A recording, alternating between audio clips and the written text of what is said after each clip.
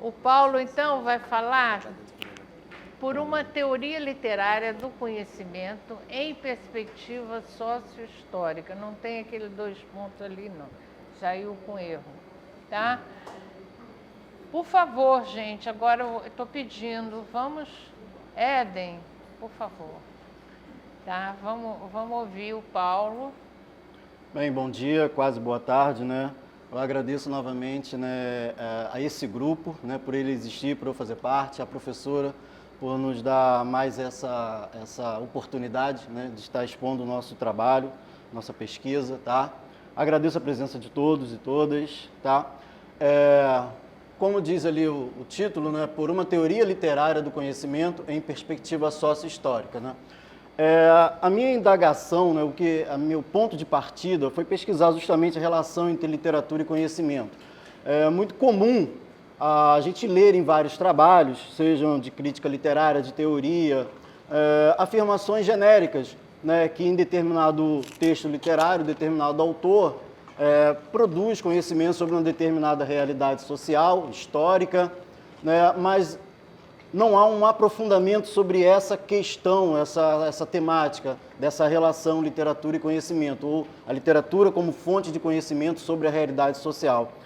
E quando eu me dei conta disso, eu disse, poxa, acho que tem aqui um filão para investigar e produzir aqui uma tese, né, um trabalho original e tal. Então, o meu intuito é investigar o potencial epistemológico da literatura, ou do fenômeno literário, né? Como a gente faz uma pesquisa, todo mundo aqui, né, tem essa experiência, né, a gente tem que fazer várias escolhas, vários recortes, tem que escolher o autor, dentro da obra do autor tem que escolher que texto vai analisar, tem que fazer escolhas metodológicas, escolhas teóricas. Então, eu escolhi enveredar pela relação literatura-conhecimento da realidade social, né, e não focar tanto nessa relação da literatura como produtora de conhecimento da subjetividade humana, do indivíduo, da relação afetiva. Então, seria assim, a literatura como uma possibilidade de conhecimento da história, de um determinado contexto, de uma determinada relação de classe, enfim, da realidade social, tá? Essa foi uma das escolhas que eu me deparei quando tem que fazer, para a gente não, sei lá, não produzir assim, uma obra meio que monstrengo, meio que tá focado mais, né, fechar o escopo, beleza? Então, assim, quando a gente fala em conhecimento, a gente também vai falar em desconhecimento, a gente vai falar em ilusão. Então, eu tive que pesquisar também o que seriam obstáculos para o conhecimento, né? E um desses obstáculos, para falar de um desses obstáculos, eu convoco o conceito de ideologia, né? Aí eu vou retomar o conceito de ideologia lá em Marx e Engels, principalmente no livro Ideologia Alemã, que vai trabalhar como um conceito mais específico de ideologia, não como uma representação qualquer, né? Como um conjunto de ideias qualquer, mas ideologia como um pensamento ilusório a respeito de uma determinada questão temática ou realidade, né? Então, é uma ideologia como um problema, um obstáculo, tá? Então, isso eu sei que é um pega para capar, né? O conceito de ideologia, a palavra ideologia está historicamente muito usada, mas é muito problemática, né? Tem uma longa tradição aí com vários conceitos, né? O Terry Eagleton, por exemplo, no livro dele de ideologia, ele elenca, acho que quase 20 definições de ideologia. Vai da letra A até a letra O, mais ou menos, não é isso? Então, assim, dentro desse conceito que eu vou trabalhar, lógico, vai se encaixar algumas dessas letras, não todas, né? E outras vão ficar excluídas, né? Então, isso é uma questão polêmica dentro da minha pesquisa, tá? E aí a gente vai falar, por exemplo, se o indivíduo, né, o autor, vamos passar aqui do autor, se ele está sob uma influência da ideologia, nesse sentido de representação falsa, ilusória, né, a respeito do mundo, da realidade, né, provavelmente ele vai produzir uma literatura também, digamos, ideológica, pouco crítica, ou às vezes até mesmo acrítica, né? Isso também é bastante polêmico, tá? E a própria época pode fazer também uma leitura ideológica daquele texto, né?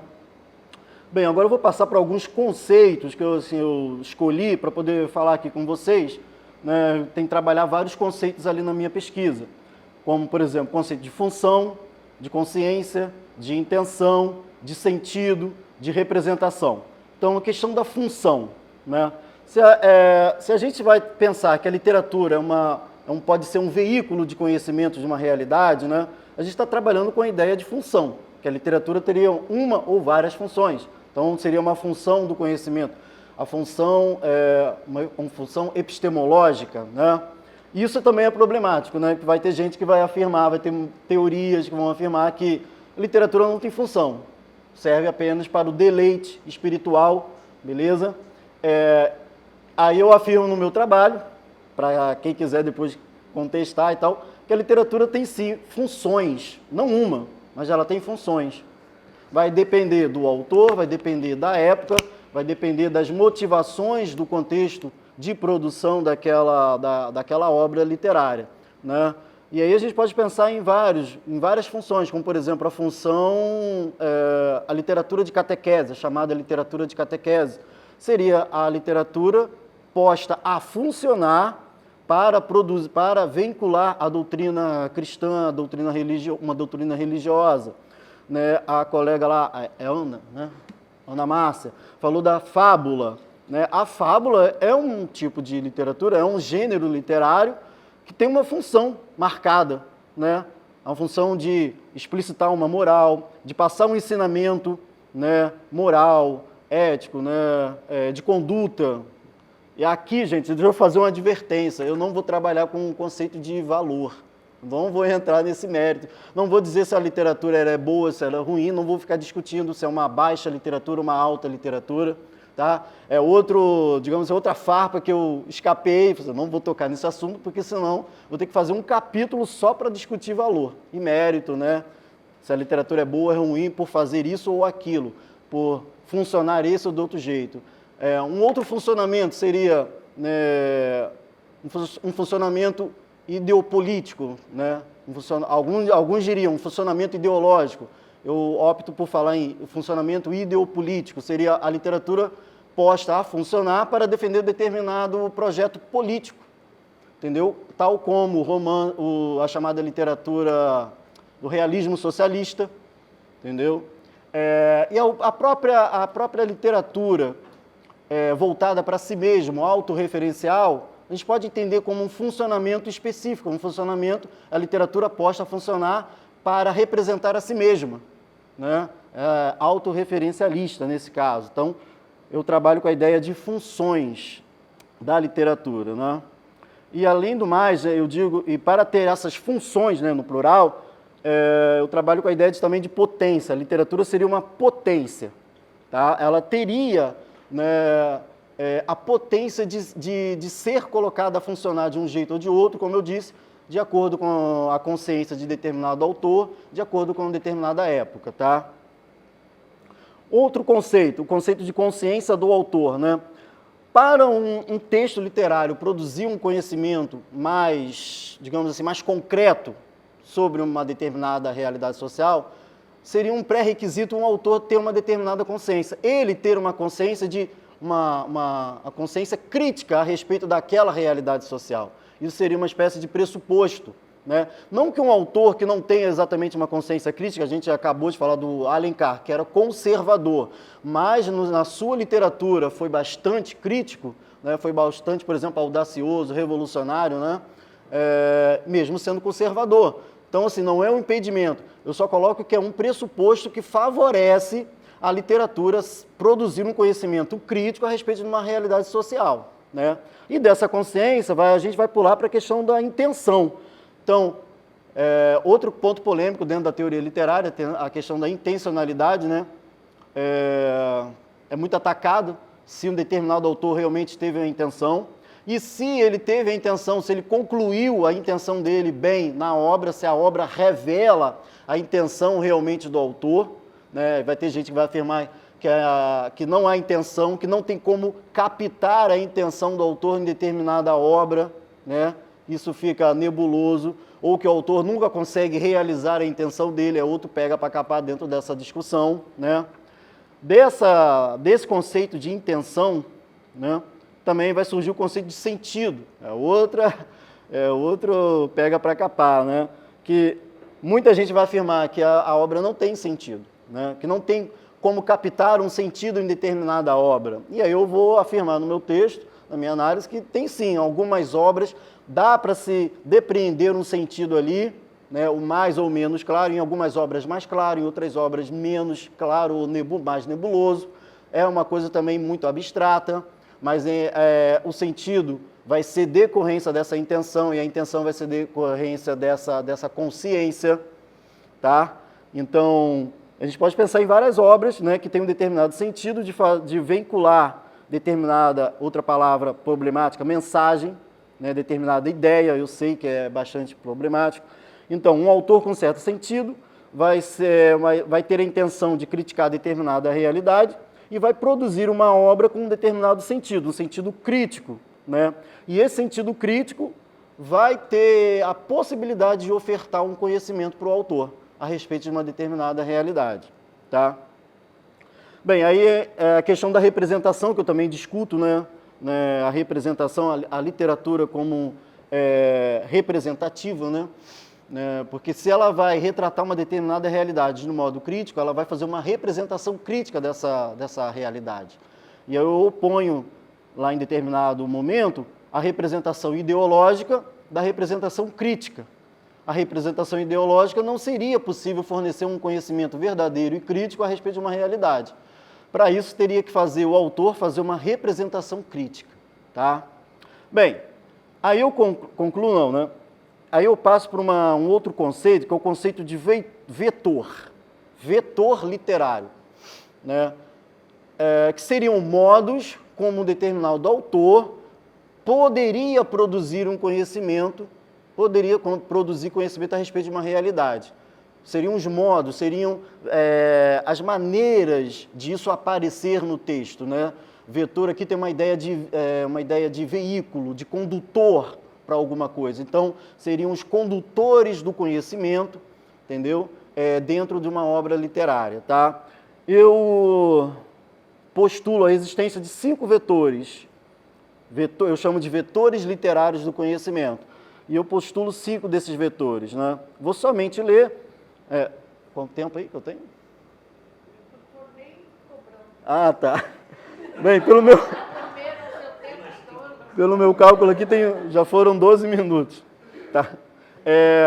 A particularidade como categoria central do estético e o seu caráter epistemológico, a questão da tipicidade, né, o típico, a representação crítica de processos socio-históricos, a exposição crítica das relações sociais conflitantes, a adequação crítica entre tema e linguagem e os... 6 vetores, tá? Me enganei, não 5, são 6. A chamada redução estrutural, que isso é postulado pelo Cândido em determinado texto, né? A redução estrutural, o potencial epistemológico da realidade social como estruturante da narrativa literária. Tá? Esses seriam os 6 vetores literários de conhecimento.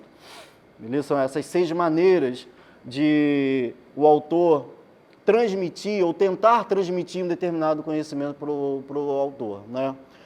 Deixa eu tentar assim, dar alguns exemplos, né, para poder a coisa ficar um pouco mais prática, né, não fugir um pouco dessa teorização.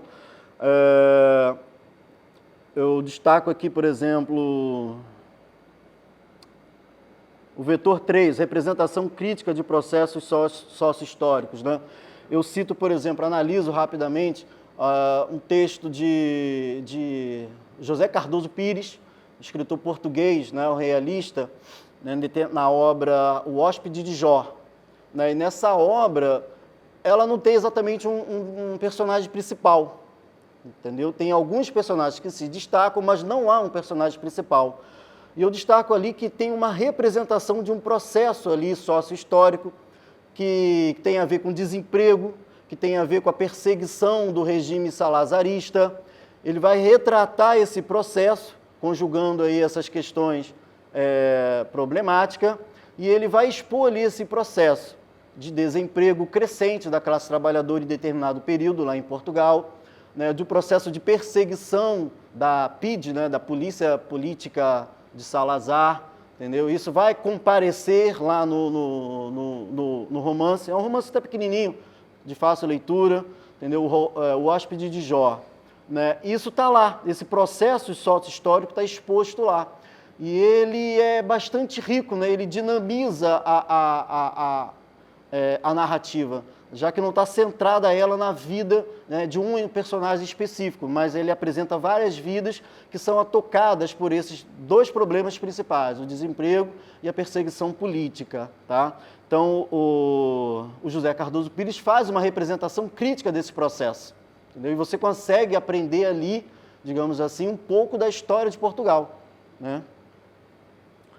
Uma outra questão, seria, eu vou tocar aqui na redução estrutural, nós temos um clássico, que são as Memórias Póstumas de Brás Cubas, né? É uma análise clássica feita ali pelo Roberto Schwarz, né? Que viu ali que aquela dinâmica da estrutura social da época lá de Machado de Assis, né? Aquela estrutura social está transposta para o romance, né? Memórias Póstumas de Brás Cubas. Então, assim, o Brás Cubas, como representante bem acabado da burguesia daquela época, né, ele mostra para a gente, né, Machado de Assis mostra para a gente, por meio desse narrador, desse narrador-personagem, né, como que é a burguesia, como que é e como age a burguesia, né? É um representante da burguesia falando dela própria, mostrando ele próprio e, portanto, a burguesia mostrando a si própria como que ela é, como que ela pensa e como que ela age, né? Ou seja, nós temos ali uma denúncia na boca de um próprio representante de como é a burguesia, né? Então, essa relação de classe está ali exposta, entendeu? É um desnudamento, entendeu? E isso evidencia para a gente, né? Um pouco não, bastante de como é essa relação de classe, né? Porque há ali as classes subalternas, como comparecem no romance, né? E como comparece o romance, é uma espécie de redução estrutural da relação de classe real daquele então, daquela época, né? Da época de Machado, né? Então, assim, Machado de Assis mostra para a gente como que é a realidade social daquele seu tempo, daquela burguesia, né, por meio de um dos seus representantes. Por enquanto é isso, né? Obrigado. É só uma observação, nesse romance, Memórias Póstumas, tem um personagem do Prudêncio, né, que é o escravo, não pode mais dizer que é escravo, é escravizado. Não sei a palavra. Escravizado. O Brás Cubas mostra o que ele fazia com esse molequinho, porque esse molequinho era encarregado de brincar com ele, né? Porque tinha isso, né? Os meninos brancos da Casa Grande tinham os pagenzinhos, né? Os molequinhos que brincavam com eles, né? Estavam encarregados de ficar. E ele surrava o garoto. Montava né? no garoto? Montava no garoto, surrava, jogava sal no doce que a escrava estava fazendo, para ela apanhar. Enfim, ele foi uma criança horrível. E esse capítulo em que ele conta isso se chama O Menino é o Pai do Homem. Tá? Então, você vai ver, quer dizer, o que esse menino vai virar aquela pessoa horrível que é Brás Cubas, né? E depois, mais tarde, ele encontra o Prudêncio, o mesmo Prudêncio, que foi alforriado e tal, surrando um escravo. Quer dizer, o próprio negro, depois de liberto, vai ter escravo e vai surrar o escravo. Então, o Machado tem essa visão, assim... Dialética. E essa visão, assim, aguda, essa crítica muito aguda da sociedade brasileira daquele momento. Eu estava lendo uma biografia dele, esqueci o nome do autor, muito boa, foi até o João César que indicou, que ele fala O Machado era isso, ele nasceu no Morro da Providência, ele era negro, só que ele casa com uma mulher de altíssima burguesia, né? Dona Carolina é da aristocracia portuguesa. Então, ele se sente sempre um intruso naquela, porque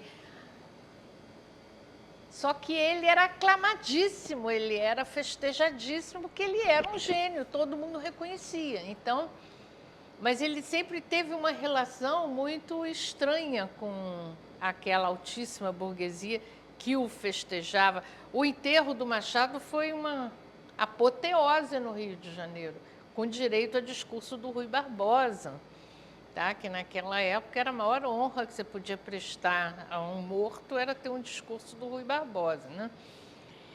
E, no entanto, ele se sentia um intruso naquela sociedade. E por isso é que ele tem esse olhar tão agudo, porque ele está vendo de fora, ele está lá dentro, mas ele não está, né? Eu acho bem interessante. A tese dele é muito boa e é uma tese que deve ser assim lida para quem dá aula de teoria da literatura e tal, porque ele faz um panorama das teorias e tal, eu tive muito prazer. E ele era muito autônomo, o Paulo era muito autônomo. Eu posso dizer que eu contribuí muito pouco, eu dava uns puxõezinhos de orelha nele de vez em quando, mas foi muito pouco, né? Foi. Inclusive, assim, bota um pouco de literatura nessa tese, que era muito teórica. Eu falei, ela cobrou Machado na minha tese, então vou botar. Cobrei. Não é um pedido, é uma ordem, vou botar. Mas, enfim, gente, é isso. Passamos uma manhã. Eu adoro essa parte, essa discussão. Sim. É porque essa questão da ideologia que você falou é um pouco que eu vi ali na tradução intersemiótica, né? Porque o Maupassant, ele era bem crítico, né? Tanto que no Boule de Suif ele reúne as pessoas que ficam presas ali na carruagem, tem a prostituta, tem duas freiras, tem um burguês, aquele bem burguês mesmo, emergente, tem Beth. Tem o microfone, Beth, para o nobre falido, né, que casa com uma burguesa, e tem um casal da aristocracia mesmo, né? Então, aí vem a questão das representações. Na hora de passar isso para o quadrinho, o Humberto Eco, no Apocalípticos e Integrados, ele vai falar justamente da questão da ideologia nos quadrinhos. Porque na hora de representar fisicamente, passa por uma ideologia. E nesse quadrinho da Boule de Suif, você vê bem aquela coisa assim, né? Até, quer dizer, eu que não sou francesa, que nem tive contato, assim, não tenho uma história tão assim ligada à nobreza como tem, né, na França, reconheci imediatamente o burguês. Desculpa se alguém mora na Barra da Tijuca, mas eu lembrei da Barra da Tijuca, né? É aquilo mesmo, aquela coisa do burguês e aquela questão do que eu mostrei da chaise longue. Ele não bota ali a chaise longue só para botar uma chaise longue, é porque ele queria ali representar aquela burguesia pós-revolução industrial, consumista, que começa a comprar móveis porque né? Então, essa coisa da ideologia é a intencionalidade, pelo menos, né? A intencionalidade do texto, né? Talvez a gente não possa falar de intencionalidade do autor, porque isso a gente realmente não tem como saber, mas é a questão da coerção. Tem uma parte do texto que é coercitiva, você é aquilo. E tem a parte da colaboração, né? Mas tem realmente um sentido a ser resgatado, né? Uma intenção. Era só isso, só para acrescentar a questão da tradução. Gente, olha só, a gente está com a seguinte questão. Nós temos que estar aqui de volta